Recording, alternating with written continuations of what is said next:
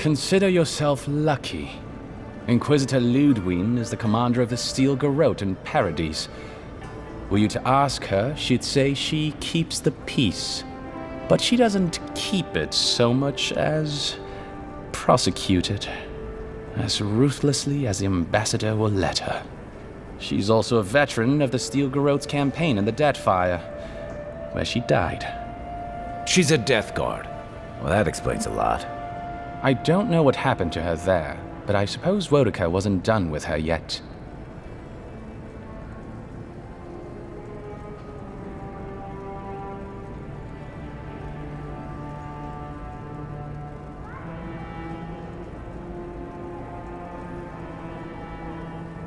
Cryptic Neil!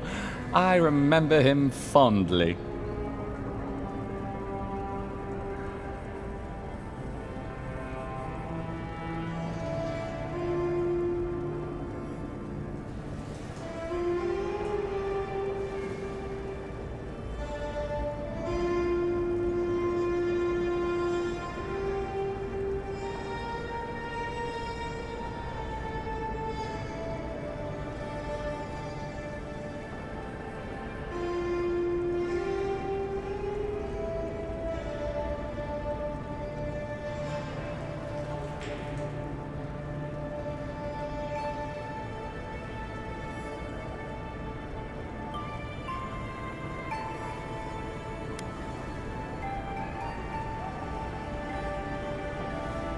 Don't look so surprised. Not every student of the university takes the field work like you. There are endless ways to serve the Empire, Envoy, particularly in the Living Lands. Here, there are no archives, no processes, all a blank slate for me to define. And I happen to like a warm bed and cool beer.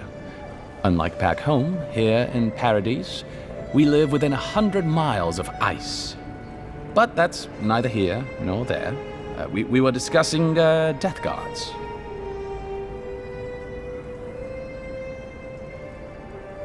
Death Guards are surpassingly rare. Some of the secretaries who traveled with our dignitaries in the Deathfire spoke of one named Iser, a devotee of Berith, who guards the hanging sepulchres there. But I have heard of none others except those I've read about in the histories. They are people, most often paladins or priests, so devoted to a cause that they simply refuse to pass on to the wheel when they die. Their soul haunts their body. The passion required to sustain them devours their flesh, and they swiftly turn to bone. I've never read a history nor tale of a death guard that did not end with them going quite mad. When they lose their capacity to care for anything but their cause, they cannot love. And when they cannot love, they cannot be merciful. And so everything before them becomes only an obstacle. I only met her once. She was a mid-level member of the Steel Garrote then, chasing oathbreakers who'd fled Adiran law. She'd come back to the Imperial Archives to borrow a map to a place called Oathbinder's Sanctum. I remember she was furious because the map was quite poor. She worried about finding the place, about properly executing her duty to her god. She wanted, I think, to do a good job. So, while clearly she has changed, in some sense, I'd say she's much the same.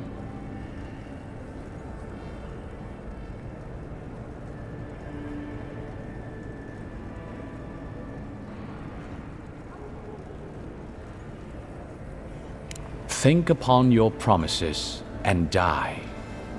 That's the litany of the Steel Garrote, usually said right before they kill you. They're an order of paladins born and bred in Adir, though clearly they've found plenty of work beyond our borders. Their remit is simple but comprehensive.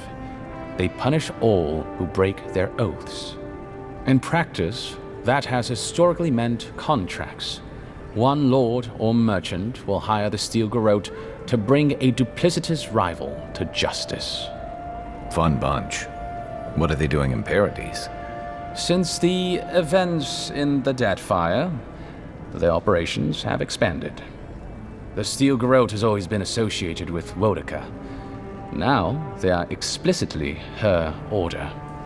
And they go wherever Wurka's priests, or Wurka herself, believes there is a need for them to go. The Living Lands are a dangerous, lawless frontier in sore need of order. Thus, they are here. Or so the Steel Garrote say.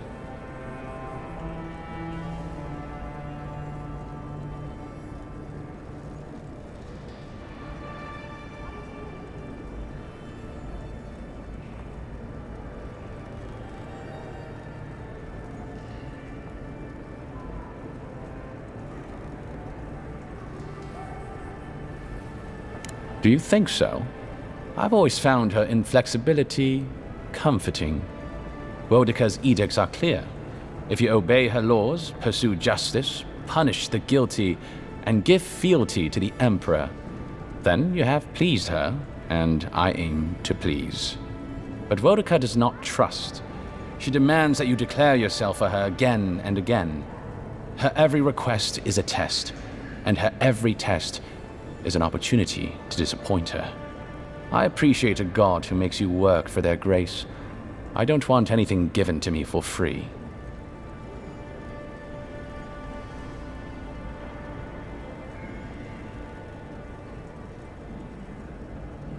Of course.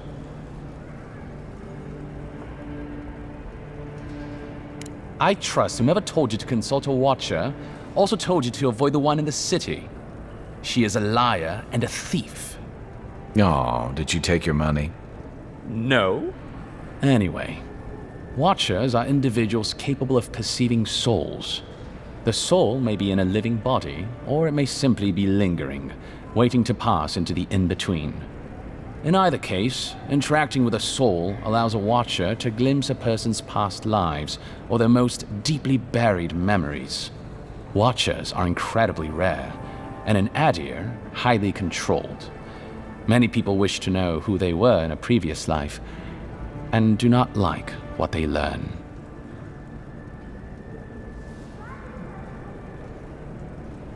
The smart ones stay hidden. They do not announce their powers, perhaps not even to themselves. Even a careful watcher risks inadvertently revealing themselves by knowing something they shouldn't know. Of the ones that are public, little is concretely known. But we hear things. They make good judges in Wurka's courts, so long as they're controlled. The lords, it's rumored, buy and sell them to collect blackmail on their enemies. But I suspect many watchers are imprisoned or executed, or simply kill themselves. A watcher doesn't need your cooperation or consent to read your soul.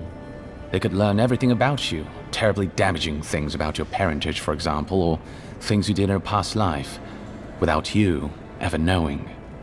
You see how this could threaten the established order, undermine our betters' right to rule. Yeah, but that's just one side to it. Imagine how a watcher feels, knowing what a threat they are to the status quo. I don't know about you, but I wouldn't be keen on kings and emperors wanting me dead. Sounds like a lot of hassle. Don't sell yourself short, Kai. I don't doubt you're an expert in people wanting you dead. You're not wrong. I rarely am, in any case. The Watcher is fundamentally a tragic figure. Of the few that survive our world, most are destined to go mad.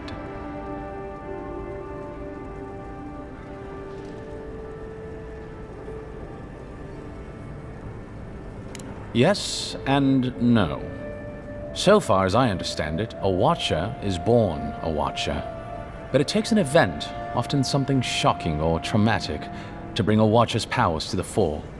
So you may be a Watcher, or I may be, or Kai, and we might not even know. Well, the Watcher of Cadnua is legendary. It was their castle Aethys destroyed when he began his campaign of terror in the Dead Fire.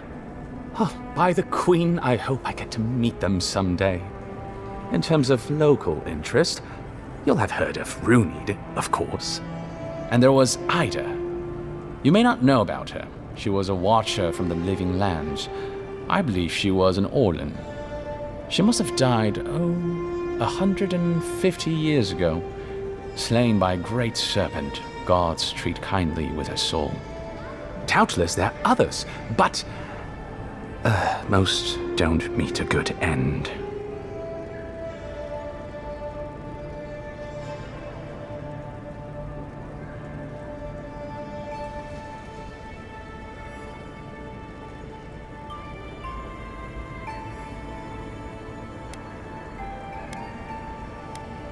By all means.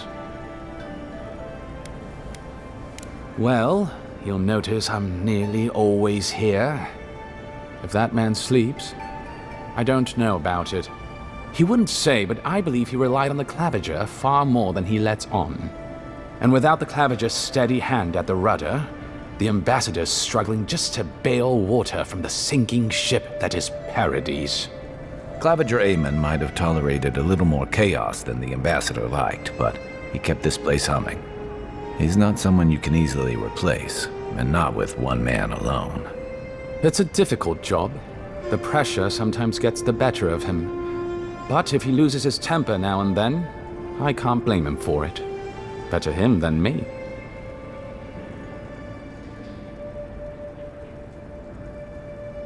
He doesn't know what to do with himself. You know, in our first days here, he'd often walk to the end of the docks at sunrise. The work was done, the embassy was closed, and he'd still be wearing the same clothes he'd slept in at his desk. And he'd just stare out over the sea. He always seemed dissatisfied back then. I suppose, years later, he still does.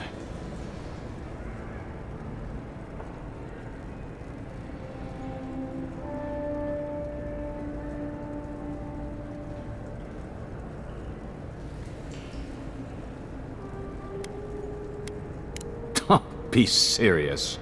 Most of us here didn't get sent to the frontier because we were anybody's favorite. The longer I'm here, the more likely the people who matter are to forget me.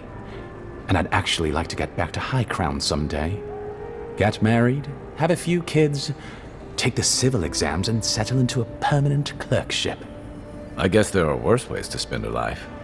Like rotting in this embassy.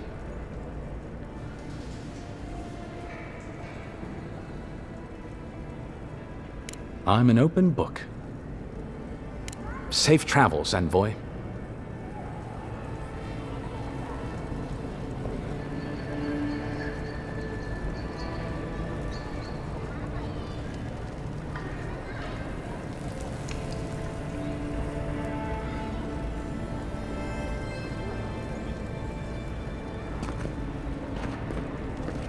Envoy, is it really you?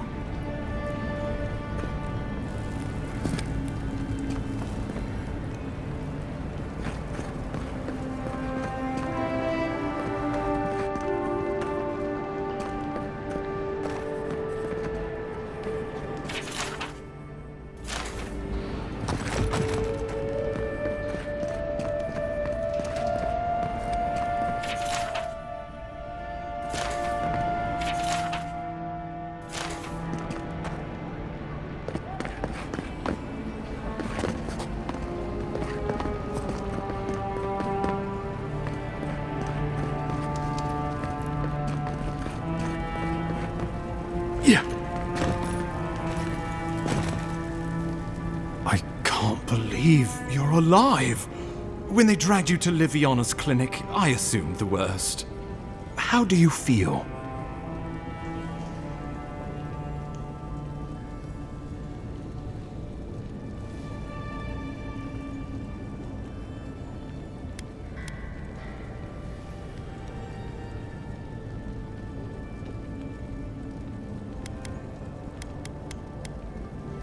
And yet you rallied your spirits and reported for duty.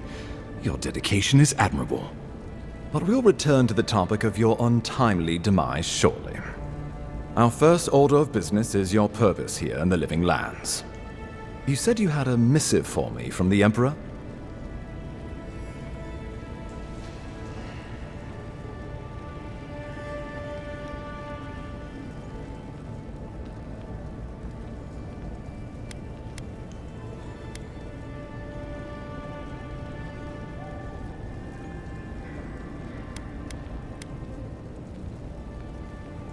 Very good. I'm eager to see what our Emperor intends. Now, His Majesty names you a loyal servant of the Adiran Empire, and an extension of the throne's authority. Thank goodness. At least someone understands the gravity of our situation.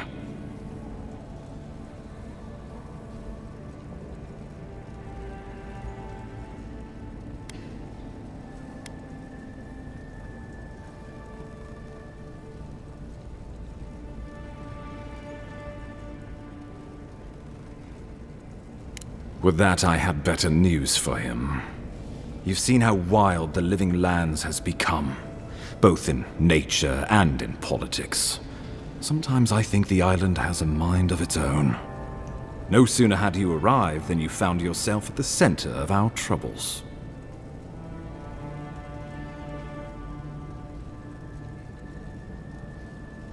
Well, not to mention your abrupt and untimely death. This embassy has no shortage of political foes, but the Dream Scourge is what keeps me up at night. You've seen firsthand what it can do in nature. We can't let it reach the cities.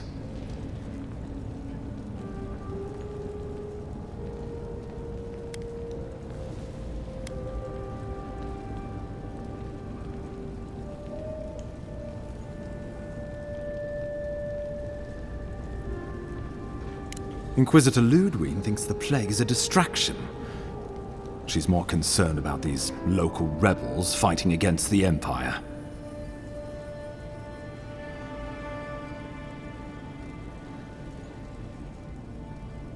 Your instincts do you credit. They were paradisans once, law-abiding laborers. Now, they're fugitives and oath-breakers hiding amongst the populace. They've sabotaged our work, killed our soldiers, and the final straw, attacked you out in the open.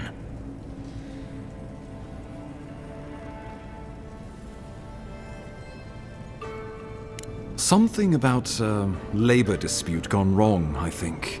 The Steel Garrote got involved, and it turned quite ugly. A lot of disputes arise because people here have a strong aversion to being told what to do. I won't lie to you, Envoy. Our position is tenuous. If we can't even defend ourselves, how are we to defend the Living Lands? But defend it we must, for the sake of everyone who calls this island home. Inquisitor Ludwine demands that someone hang for the attempt on your life. These Paradisan rebels must face justice.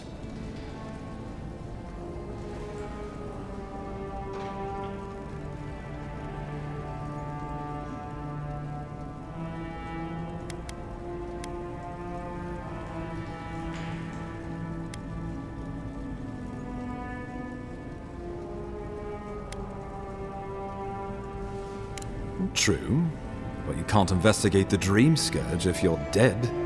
Not many get a chance to solve their own murder, you know. I know someone who could help. A dwarven tracker named Marius. Kith or beast, there's little he can't find. He's staying at the Grinning Ballarok, not far from Liviana's infirmary. We just take the main road east to the market, then head down the stairs and cross the canal. Rough part of town, even by the standards of Paradis.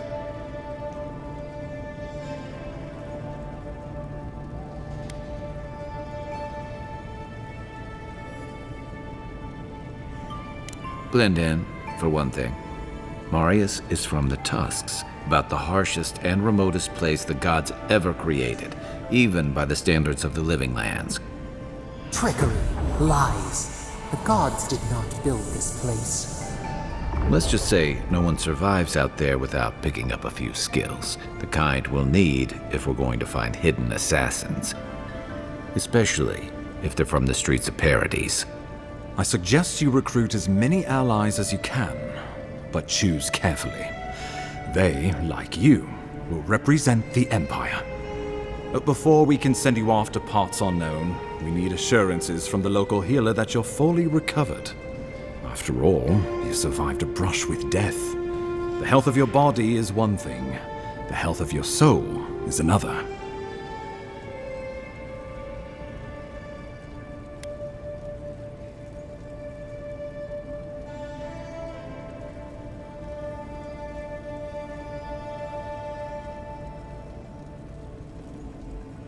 An unusual course of treatment, but who am I to argue? Remember, the assassin is out there. You have the element of surprise. I suggest you use it.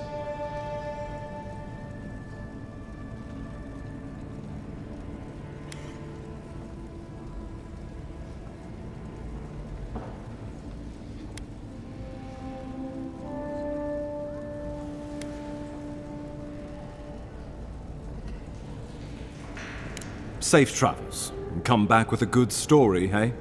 We'll talk more of the Dream Scourge when you return. Until then, Envoy. How about we start with Marius at the Grinning Balrog? Besides, I could use a drink after all this.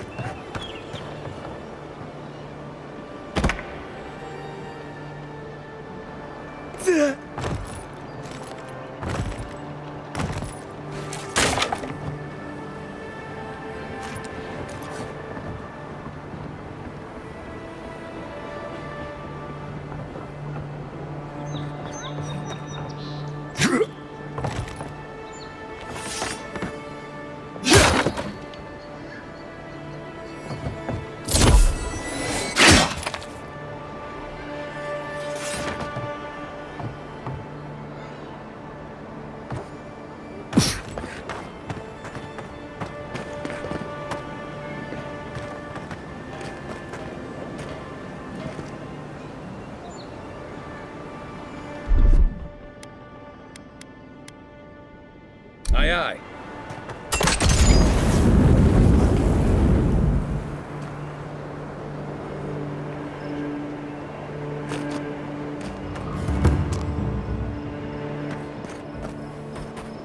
I don't think the new owners like company.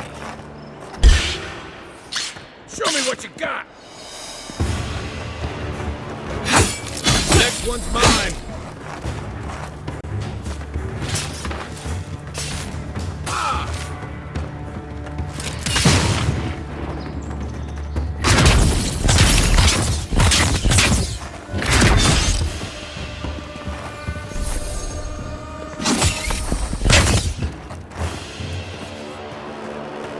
Another glorious battle.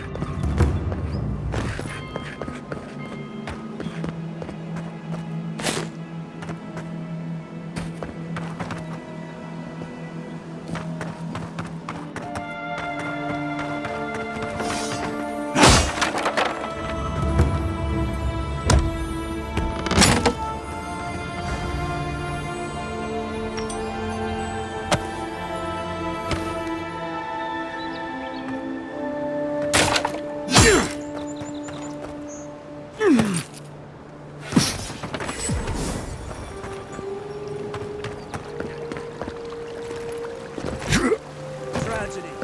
The recently arrived envoy from Adir was assassinated just inside the front gates.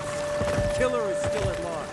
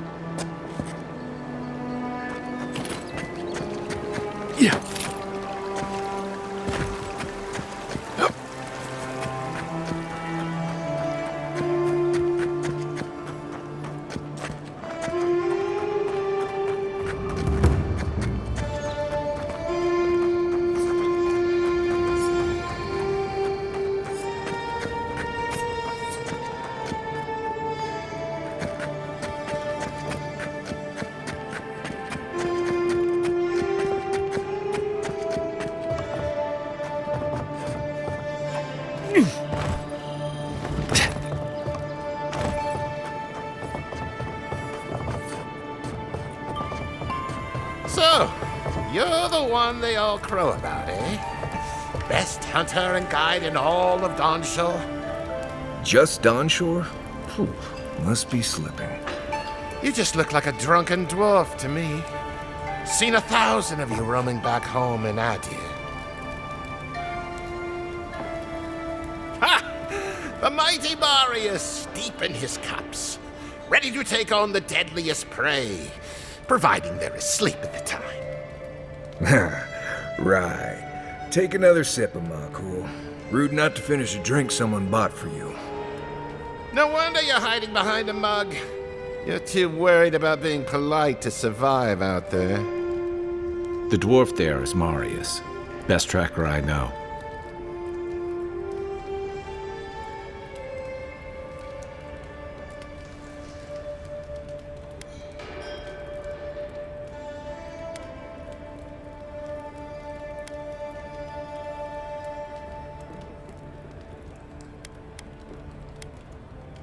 I heard you're from Solace Keep. How great a survivor could you be, hiding behind stone walls all your life? You don't know anything about me, you Adira Nimdut. So maybe go back and take another blessed day sip. But here you are. Tell me, how does one get kicked out of a place that never lets anyone leave? Dukte Drago Sakasat Jitule. You wanna talk so much, I'll cut you a second mouth across your throat.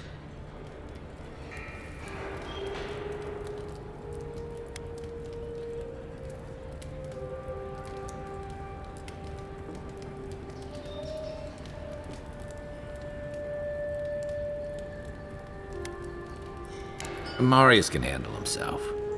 Of course, if you're bored, we could always start something anyway.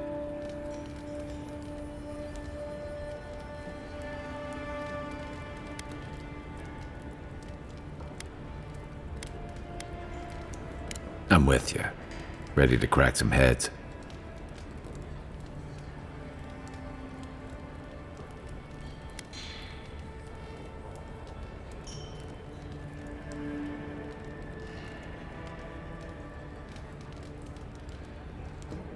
You stay out of it, Envoy. This isn't your problem.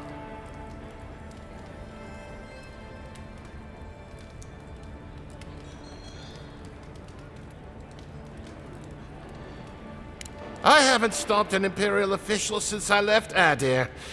I guess it's about time I do another one. Come on, Maili. Let's show these people why you don't pick fights in the Balrog. Like it. Here we go.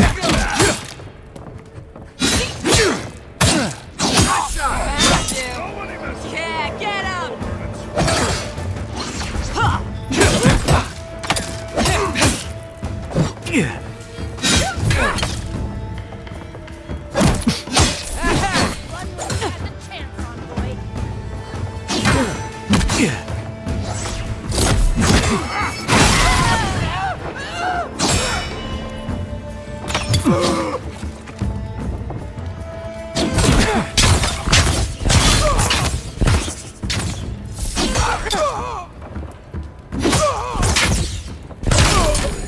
Thanks, Marius. More blood to clean. Come on, Amakul. You know you love it. Nice job, everyone.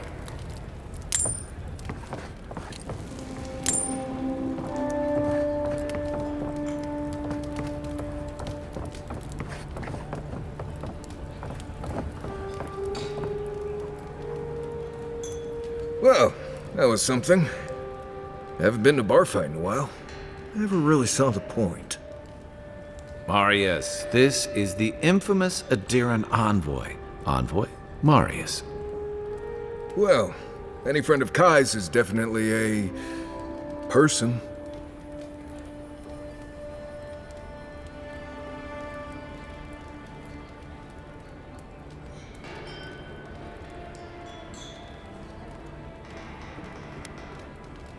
We were both crossing the same patch of forest at the same time a couple years ago.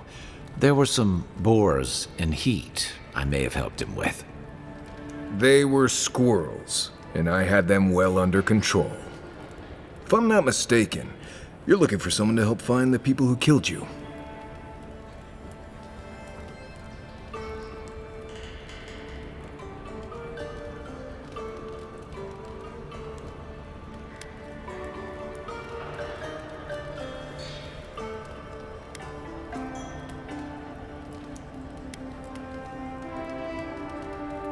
Hey, I told you, he's an excellent tracker. You haven't exactly been low-key, have you? I need to see the scene of the crime, over by the town gates. I promise there's something left there we can use to track them.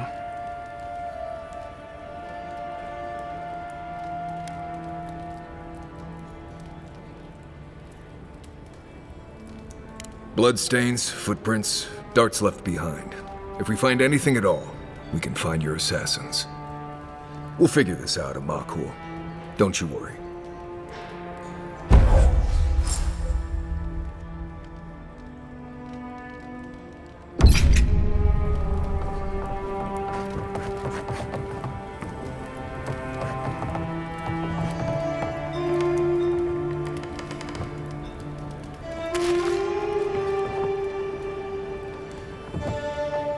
Colburn brought that on himself. Now that was a fight!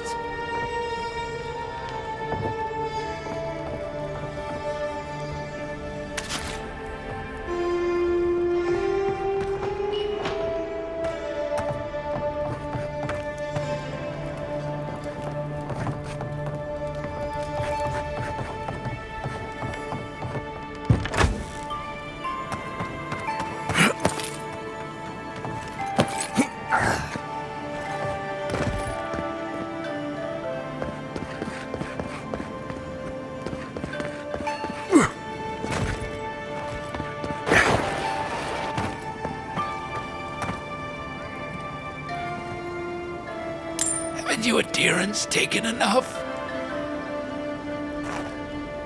I haven't done anything wrong.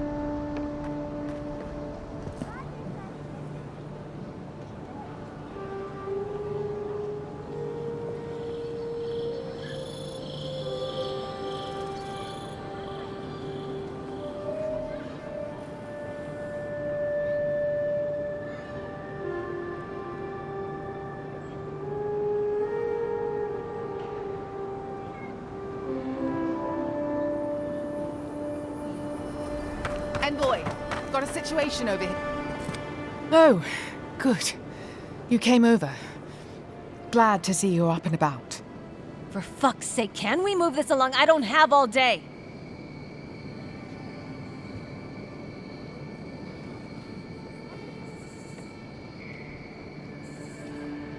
I'm glad. I hate to admit it, but the guards could use your help. Most of us are off searching for the ones who attacked you. That leaves us short-handed, so people like her try to sneak in. I caught this one, but I have to check her cart for contraband. There's a lot to dig through.